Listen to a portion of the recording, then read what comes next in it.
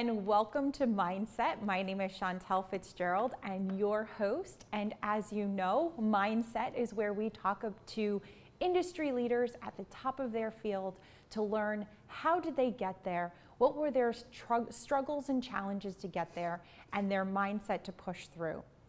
And today we have an incredible leader here in the greater Philadelphia area, a change maker who has really dedicated her career to helping facilitate change with ease and really helping her customers and her clients facilitate those changes. And she is quite the industry leader. She has developed many different programs. She does tons of different events around the city of Philadelphia and keynote speaks all over.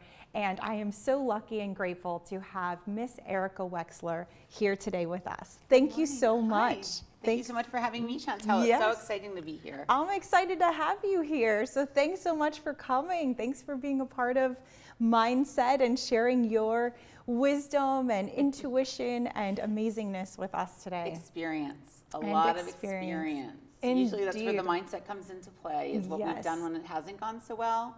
And then we shift what that looks like around to do it differently next time. Yes, indeed. So let's get into this experience of yours. Tell us tell us your journey. How did you gain this experience of being a change maker and really helping people facilitate change, because change is such a challenging thing for us? I've always, from even the youngest age, thought there's got to be a way to do something and make things a little bit better. Mm-hmm. Not necessarily different, not necessarily even better, just differently. Mm-hmm. So not worse, not better, just differently. So back in the day, I began thinking about how do we bring in large-scale systems change. So you and I have talked quite a bit, and I do have a background as an inner-city educator and behavioral health. And at one time, I was working on a lot of projects and initiatives to really bring in change for folks so they could see what the possibilities are. As I began working on larger and larger systems change initiatives, I began realizing that some of the things that I was attempting to do weren't necessarily going in the direction I thought they were going to go in. They wouldn't necessarily stick after I was the one who left. So all of these changes got made, but then they didn't stick. And I thought there has to be a better way of doing things.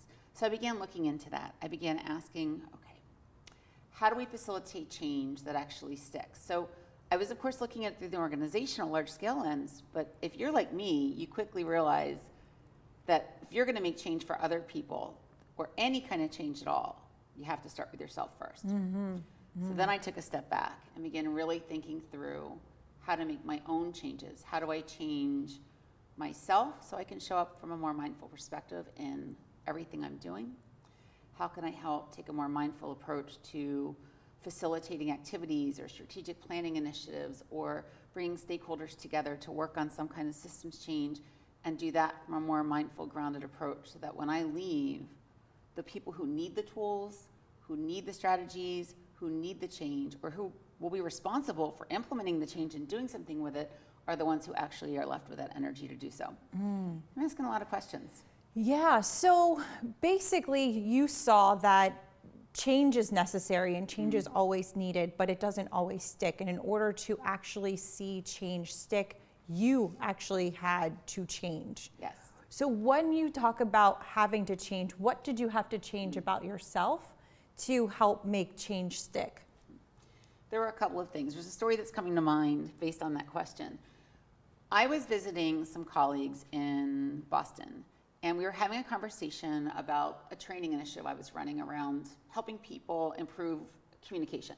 Communication with themselves, communication with each other, communication with the organization, communication with their clients.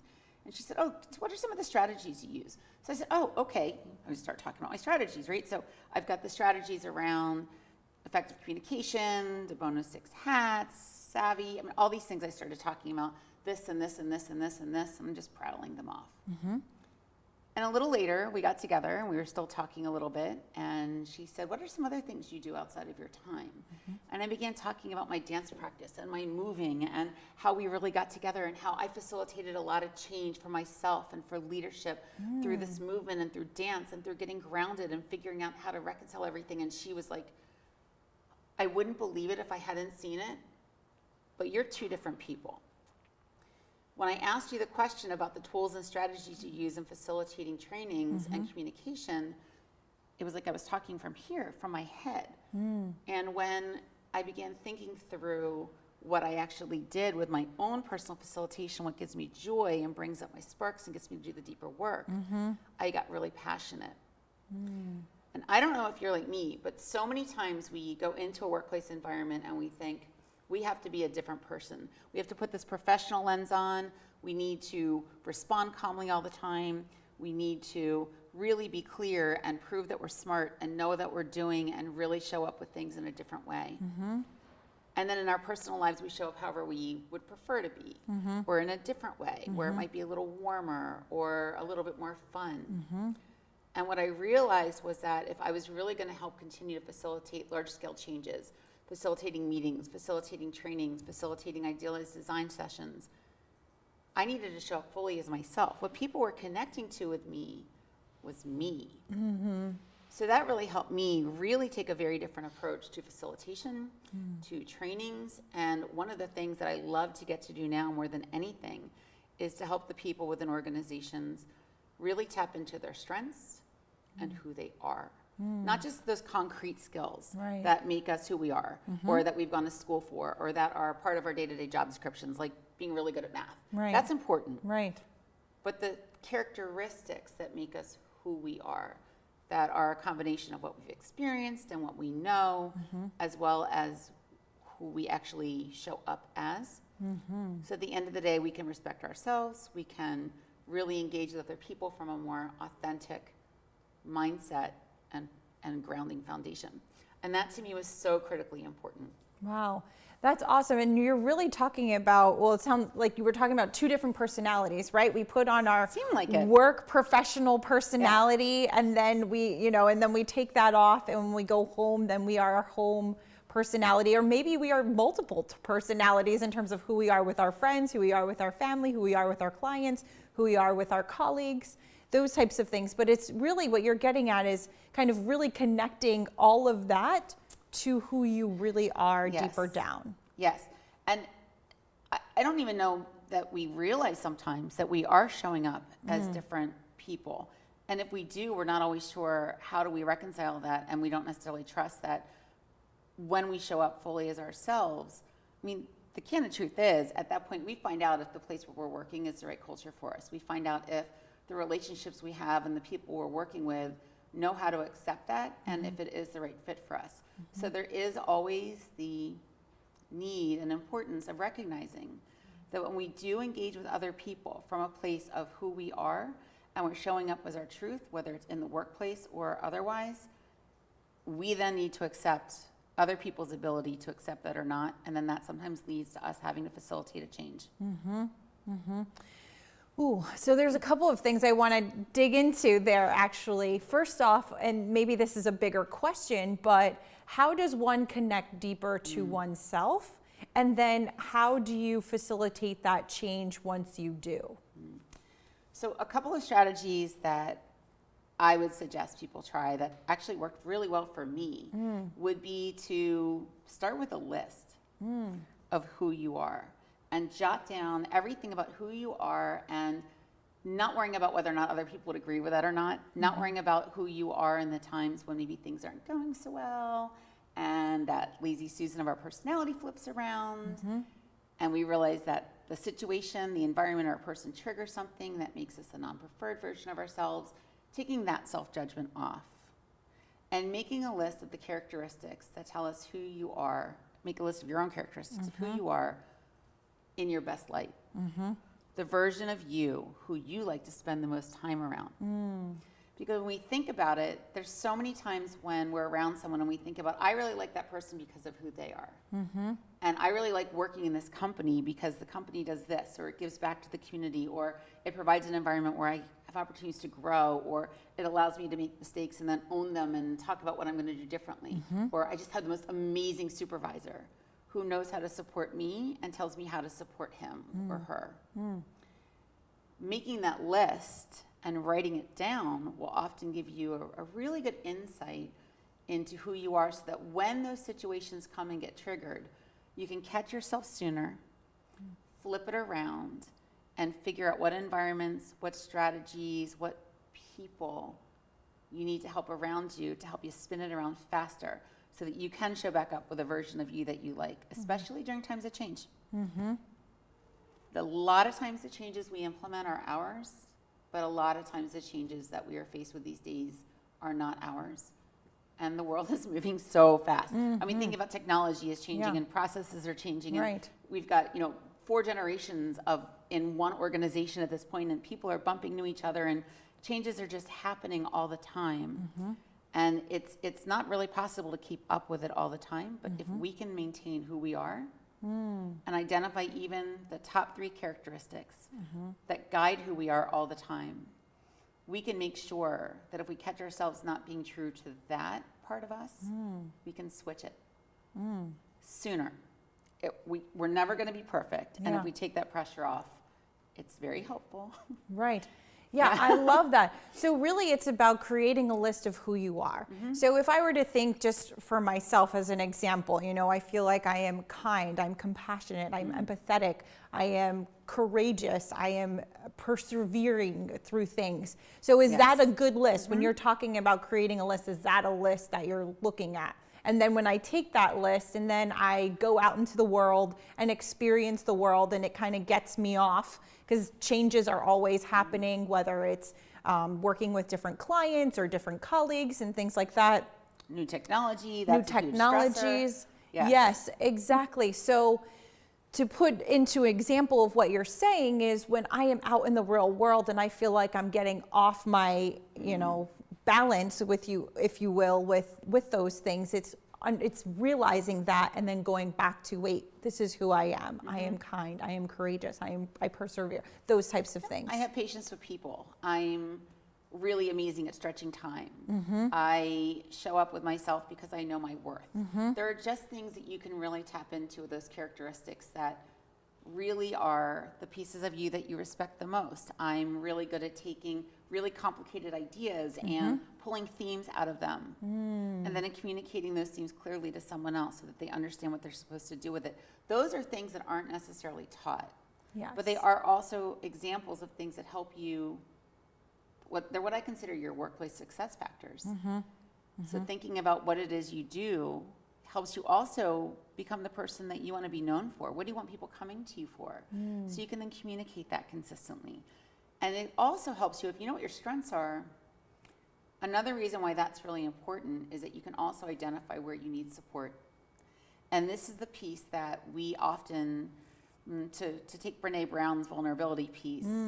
I love her. To talk about what that looks like in a workplace or in an organization, to be able to say to your supervisor, to a company that you are interviewing with, to a company where you're trying to figure out what your next role is going to be, if you're negotiating for a promotion, whatever it might be. These are my strengths. This is how I can tie the strengths to the culture, to the company, to the business goals, to what we're doing as an organization. But this is where I need support, and this is how to support me. I need, if there's a lot of changes going on, I need to view the materials in advance. Let's say you are a little more introverted and you need some time to think before you respond, so you can process the information, and it's not that you're not trying to respond, or it's not that you don't have an opinion. You just don't do well on a conference call where it's the on-the-spot thinking. Right. So being able to communicate that to folks so that you can still have your voice and get your values in and get yourself heard is really important. That's so huge. Knowing your strengths helps you identify how you can tell other people how to help you in life, and that is hard.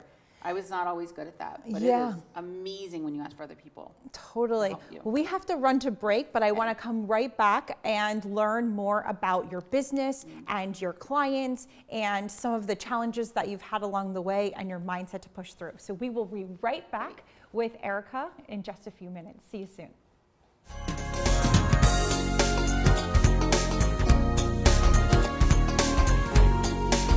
That you'll be sharing with everyone you know while increasing your personal and company's brand awareness. But what is your brand? According to Forbes, it's a combination of your logo, your product, your design and feel, and your personality. Did you know that aside from being a guest, we offer even more opportunity to boost your brand? Adding your company logo and website on screen during your interview will allow viewers to recognize your brand instantly. Incorporating images and video clips is another great way to showcase your product during your live segment. Let viewers see how good you really are. And most importantly, there's you and your interview. For less than the cost of a newspaper, direct mail, or a magazine ad, you can leave our studio and within 48 hours have a permanent digital copy of your live segment to link to your social media, embed into your company website, or use in email marketing. Investing in your brand is so very important, and we can't wait to have you as a guest. Shelter dogs aren't broken. They've simply experienced more life. If they were human, we would call them wise. They would be the ones with tales to tell and stories to write, the ones dealt a bad hand who responded with courage. Do not pity a shelter dog. Adopt one.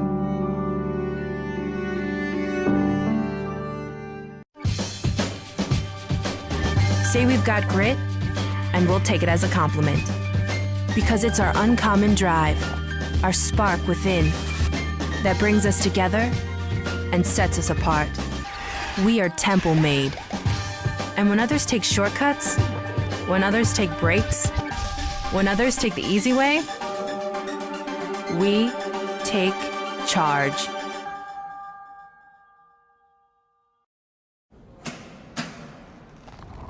I work 13 hours a day, 6 days a week. So when I'm off the clock, I gotta get stuff done. So when I need a snack, I need something healthy, tasty, and easy to eat. Like wonderful pistachios without the shells. They're protein-powered, delicious, and great on the go. And that's perfect for me. Thanks, Liz. A woman without a lot of time. Whether you're a gourmet cook or just want to eat like one, visit Rostelli Market Fresh, your home for the freshest, locally sourced ingredients to please everyone who loves great food. Our organic meats, quality seafood, and free-range poultry are cut fresh to order. Chefs create culinary-inspired prep foods made fresh every day, which pair nicely with our vast selection of fine wines and spirits. Choose from handmade pastas, artisan cheeses, organic produce, and grocery items, all from the finest purveyors. Rostelli Market Fresh, from our family to yours. RVN TV is a platform for people of any industry to share their story. Over 285,000 viewers are tuning in to RVN TV shows monthly.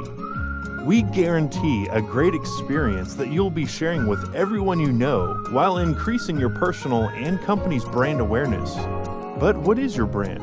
According to Forbes, it's a combination of your logo, your product, your design and feel, and your personality. Did you know that aside from being a guest, we offer even more opportunity to boost your brand? Adding your company logo and website on screen during your interview will allow viewers to recognize your brand instantly.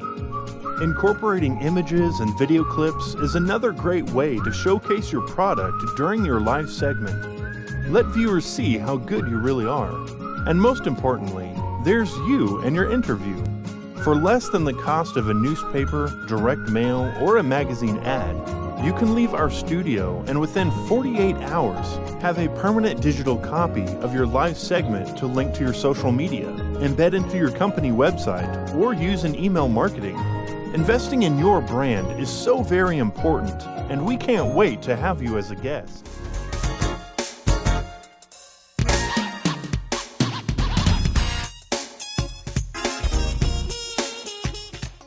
Hello and welcome back. Thanks for joining us here on Mindset. We are with Erica Wexler, and she is the founder and CEO of Erica Wexler Transforms.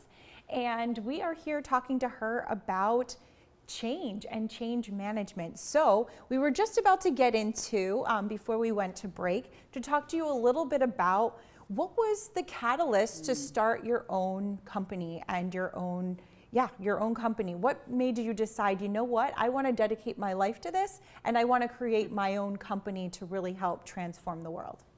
I love that question. Thank you.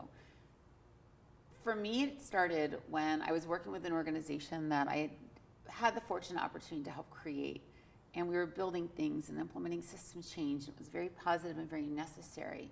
But then for me, it's not just about working within an environment where I'm helping others grow. It was also about having the opportunity for me to continue growing and developing new skills and developing new strategies. And that had stopped. And I'd had some personal situations actually where my mom had gotten ill, and I went out and spent a bunch of months out supporting her.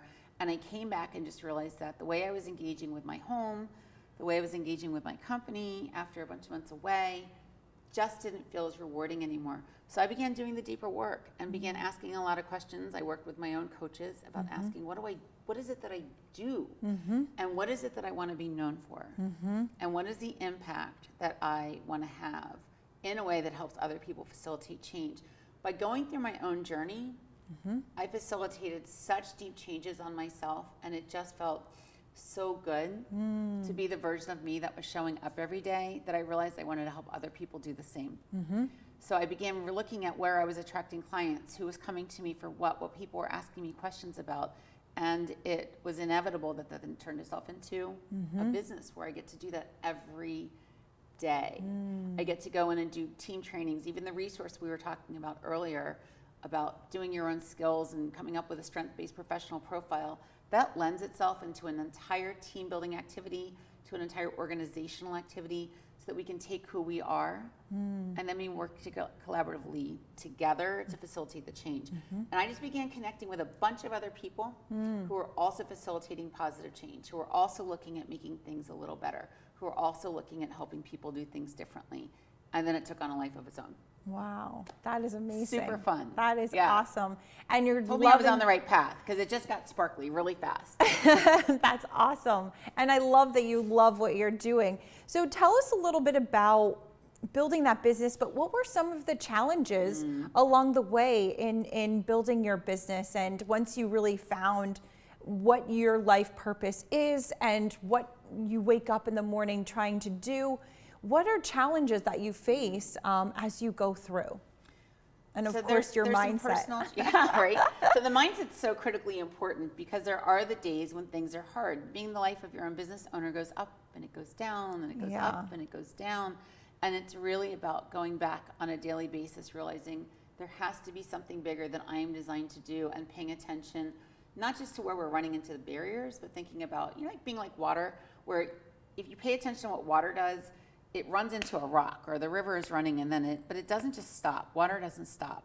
It goes over the rock or around the rock or finds the cracks and that open space and it keeps going.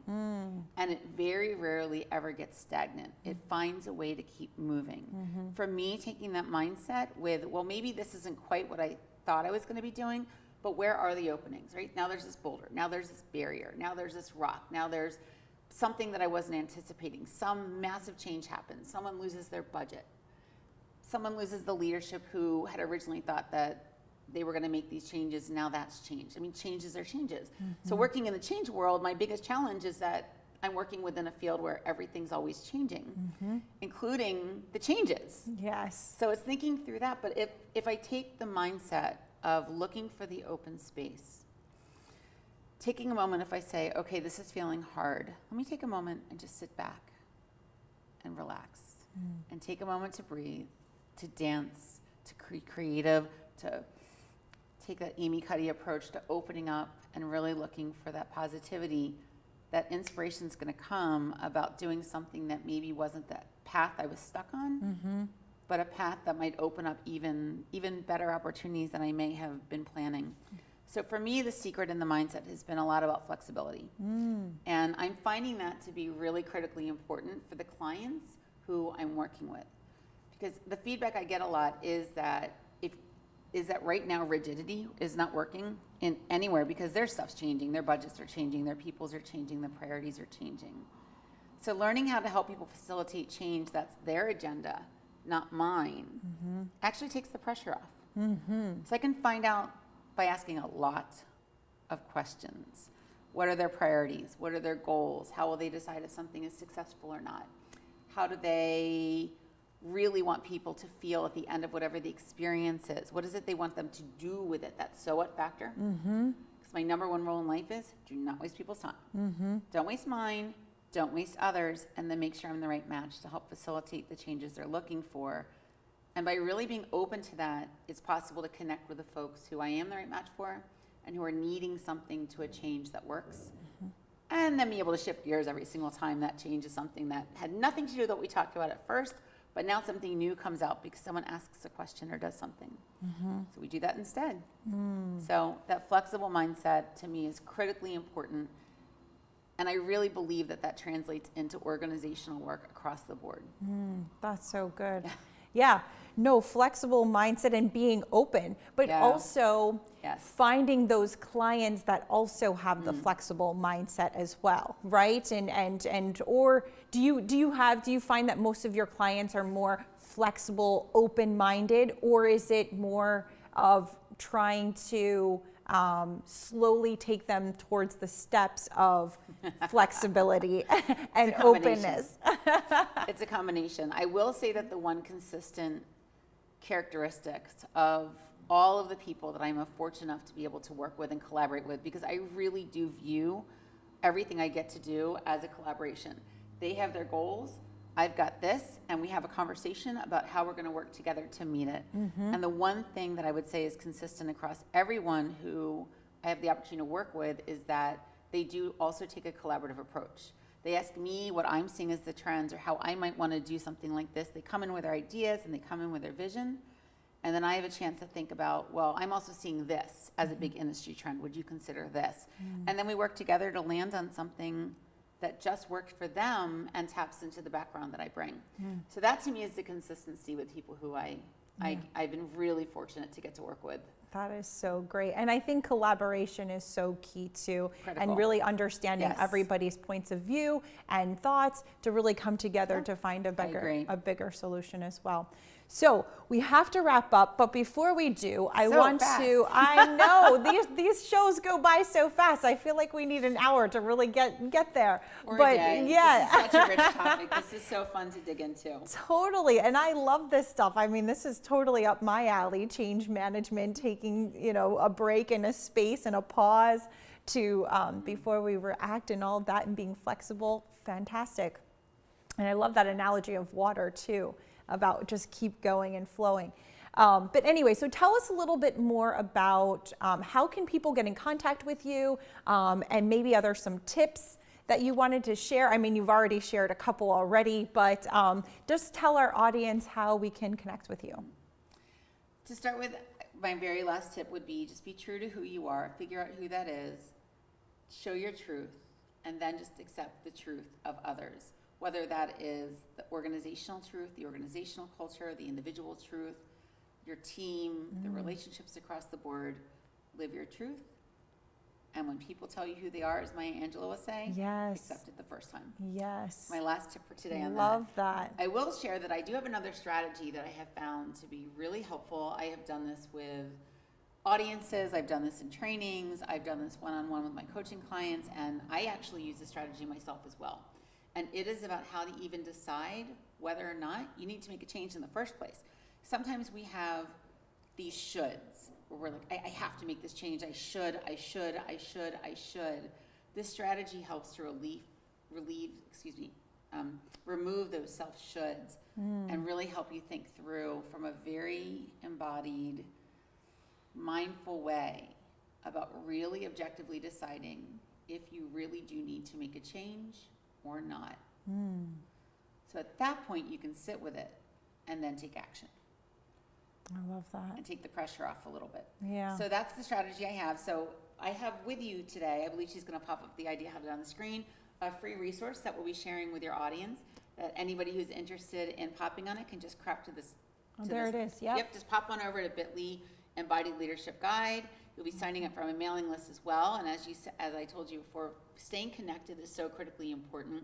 Sharing resources, sharing opportunities, sharing ways to give back, whatever that might look like, and getting connected to other folks who love having these conversations.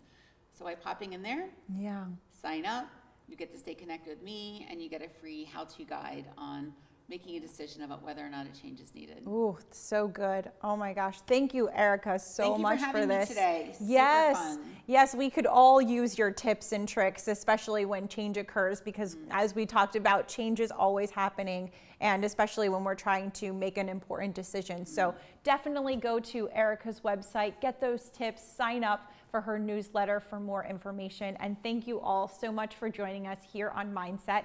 And we look forward to seeing you again here soon on Mondays at 2 o'clock. See you soon.